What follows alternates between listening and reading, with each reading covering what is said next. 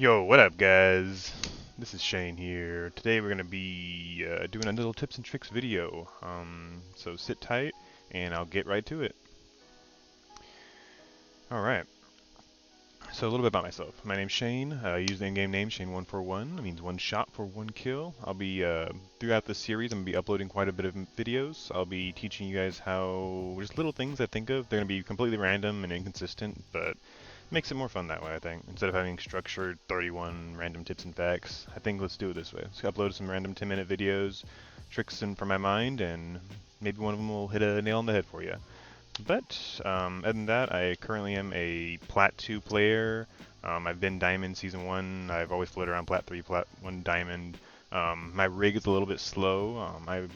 So I would get around like 60 to 90 FPS in like average game. A lot of abilities going off, it drops slower than that. My new rig is coming though, so that's why I'm starting to do the series. I'm going to be starting to get some YouTube videos so I can get some first community members and see how it goes from there. So I hope you all enjoy this video and will come to be part of this community. Thank you. Alright, so today I will be teaching this community how I play Valorant. It's not necessarily going to be the best way to play or a pro player's way to play, but I will be teaching how I play. It's not going to be the best way, but hopefully this will give new players a decent foundation where to start. So climbing that hill, looking at a pro player, doesn't seem insurmountable.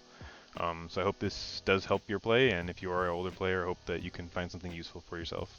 Thank you. Alright, so first we're going to be going over a little bit over something a lot of players like to call slicing the pie. Something really important, and every player gets to do it consistently, especially when they're not trying hard in games. So it looks inconsistent also when you're watching as a viewer. But generally, you just kind of want to take every angle as like a slice of pie. And the tighter you can cut your sliver of pie, the more precise you're going to be with your shots, essentially, or with checking all your angles. This does come at a detriment though if you are peeking too small of an angle sometimes. You can shoulder peek something and you can get opt quite easily that way. But if you're going against another AR user, you might get tapped in the arm once, and from there you can choose to swing or fall back. There's lots of ways we can go over peeking like that, but for now we're just going to focus on the simple, basic slicing the pie. Alright, so Vandal works really good for this, especially for longer ranges. We can go over it later on, but anything that's longer than 15 meters, the Vandal's going to be king, and it one-shots the head. Anything under 15 meters, doesn't matter what gun you're using, Phantom Vandal. Alright, so as we slice the pie, we're checking here. Generally people aren't going to be playing these angles. We've got a first angle here, got another angle here, got another angle here, another angle here. That was too wide of me right here. So when I step too wide, if someone was playing a weird, like a jet was playing a weird angle right there, I could have died.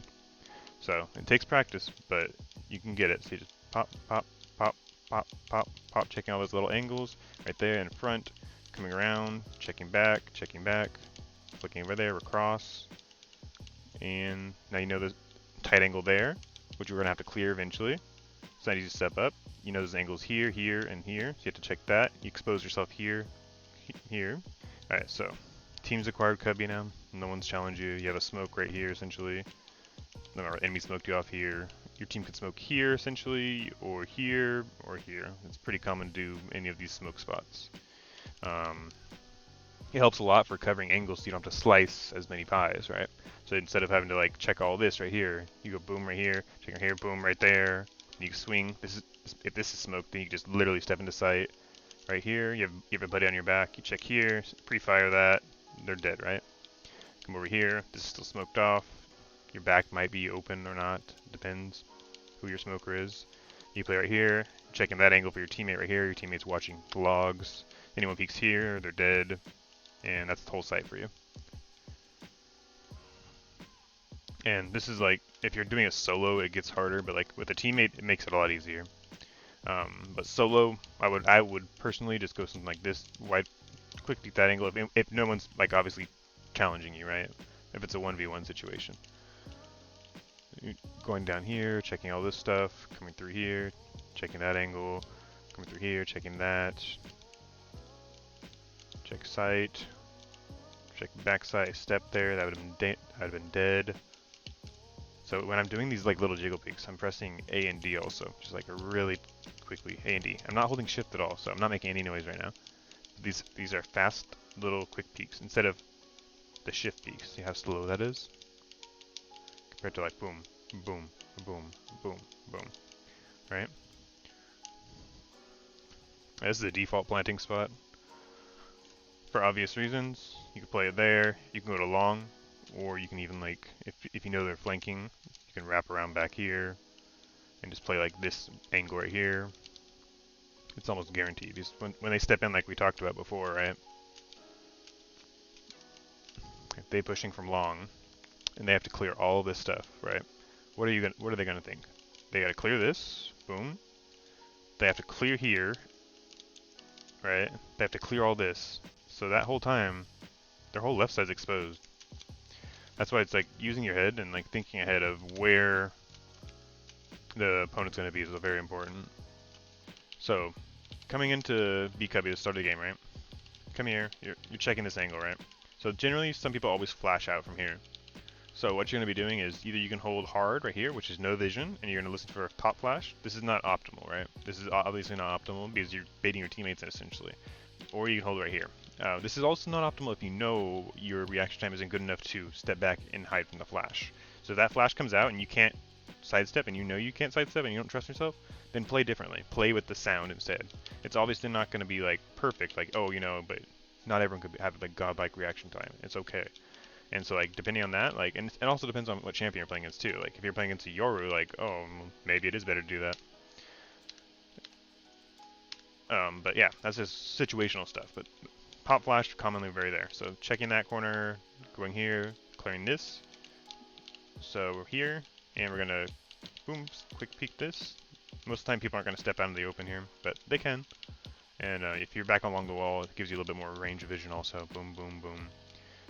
It's really hard to kill jets here actually, and you don't really want to be jiggle peeking here at all, to be honest. Like you just really want to sidestep. You have to like challenge the operator. This is gonna go into our next segue actually of doing wide peeks compared to like short peeks. So like if you have a buddy here, right, and you're all right, let's go peek. Let's get this guy. Let's get this guy. He's gonna op us, right? Yes, you need to have someone watching from hay bales to here, 100%. Like otherwise you guys are gonna die. So you swing peek, you stop short, you crouch, whoop, crouch. You're fighting. Your teammate, same time, boom, fighting. But he's wide peeking, so you're here, he's here. So that means you guys won't get collided, first off, and secondly, you will have a pretty high chance of killing the enemy. When enemy sees two people peeping, most players won't be able to like process, like pick one, get out, you know, type thing. As you get to higher levels, obviously that's going to be more of a problem. But people also won't be dry peeking ops at higher levels, usually. Alright, yep, short peek, wide peek. If you can organize that with a teammate, you'll be climbing the ranks pretty easily. If you could just have a duo partner and you guys know how to double peek stuff and you have decent accuracy, you'll climb very quickly. Okay, what's next? Alright, op versus AR peeks. So, let's say here, instead of an operator, right, we have a Vandal holder, right, and we have hacks on, and we could tell it's a Vandal or whatever, you know. Just joking. But so with a Vandal holder, we're going to be peeking, right? This range is 37 meters. Like I talked about earlier, the consistent range of a Phantom is, as you can see on the menu right here on the left side, you can see that it does 156 damage to the head from 0 to 15 meters. But once you go past that 15 meter mark, it goes to 140. And 30 goes to 125. So what is this range right here? If someone is playing tucked to the back of that, 37 meters. So with the Phantom right there, you do 124. And then the body shot would obviously finish it, right? Does 2 shots. Vandal, 160 all the time. That's the difference between a Vandal and a Phantom for this peak right here. Like, you can peek it with the Phantom, and it is a faster fire rate, but Phantom, you get the 1 tap. So this is a little side thing, but staying hydrated is very important.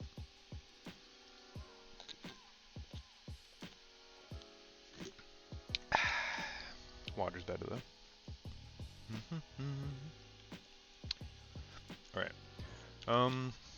Something else for a little bit of hardware stuff that I thought of to talk about was making sure your monitor is level with your eyesight. So you want your crosshair to at least be within like an inch or 2 of your eyes, like going parallel with it. Like literally get a ruler and shove it to your monitor. And if your eyesight, where your middle of your bridge is, isn't close to that monitor or that crosshair position, adjust your monitor, put books underneath your monitor stand, buy a monitor stand if you need to. It is very important you sit up straight and your eyes are connected to there, because your eyes need to be looking straight. Otherwise, you're going to get a lot of eye strain. You're going to cause damage to your eyes. It's going to hurt your overall reaction time later on in life.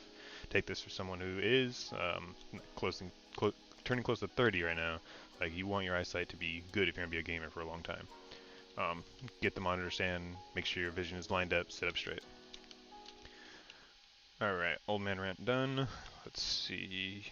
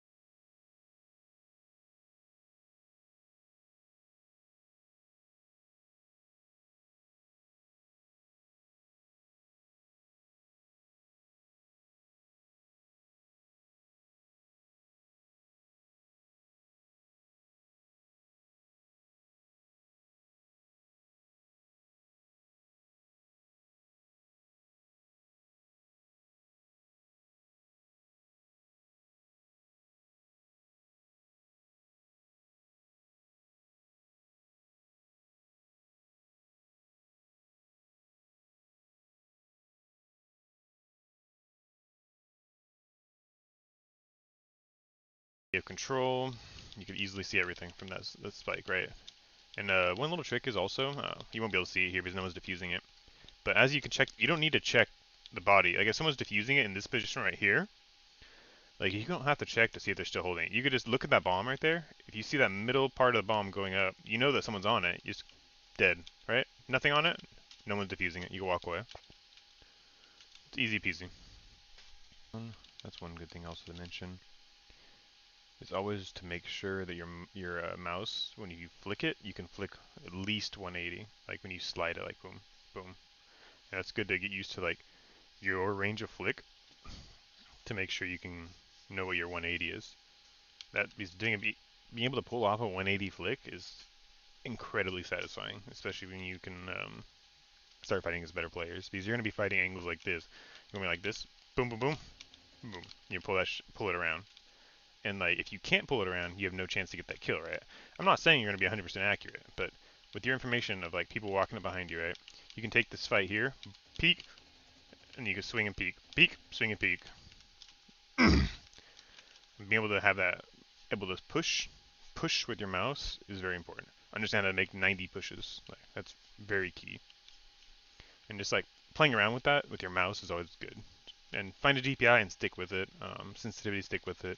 There are sensitivity calculators and DPI calculators online you can find that will help you keep it consistent across all your games that you're playing.